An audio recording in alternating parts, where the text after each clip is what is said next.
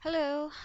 So ito namang tutorial is for Apex quotation. So makikita niyo dito for Kate, Jules, and Francis. So kiklik niyo lang tong link. Then ito na yung itsura niya. So paano hanapin dito sa Apex? So let's say for instance si Francis Florent. So ito Francis Florent. So click niyo to.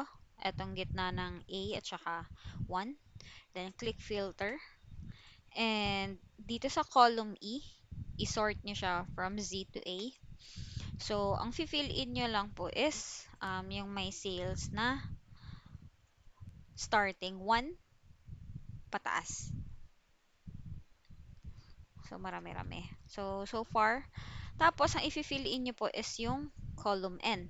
So, since marami kayong nakikita dyan, pwede nyong i-hide yung other columns.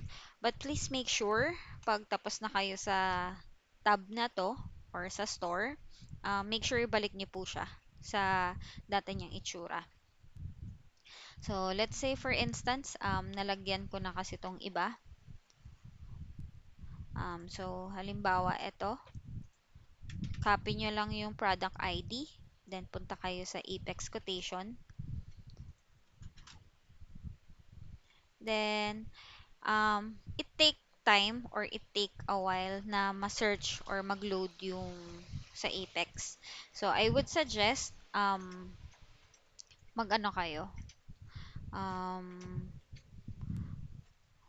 Hindi ko alam kung kaya ng laptop, but ganito yung ginagawa ko pagdating sa Apex.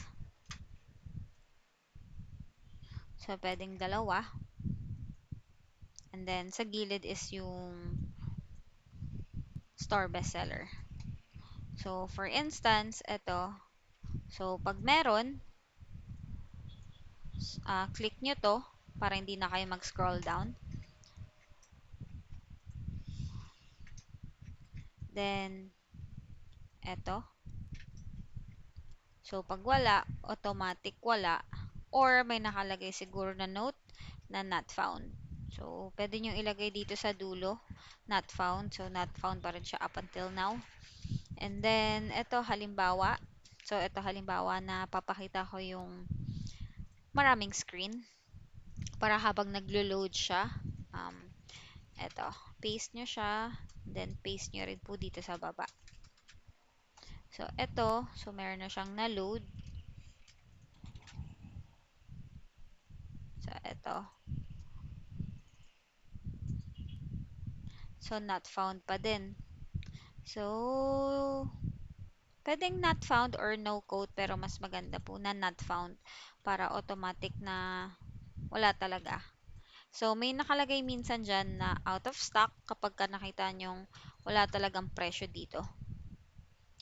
So, check nyo dito sa variants or mga comment section dyan.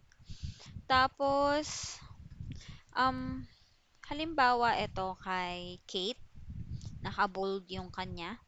So, ibig sabihin, Kate, make sure na ang i-refer mo lang or ang column lang na pagtitingnan mo is sa US. So, let's say for instance, make sure, again, pagkatapos nyo na gamitin yung store, ibalik nyo siya sa dati niyang itsura. So, nawala yung filter, nawala rin po yung naka-hide. So, hanapin natin yung Kate. And then, filter. And then, sort nyo yung column E. So, pwede nyo nang i-hide hanggang column M.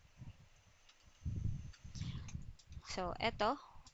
Hanapin natin dito.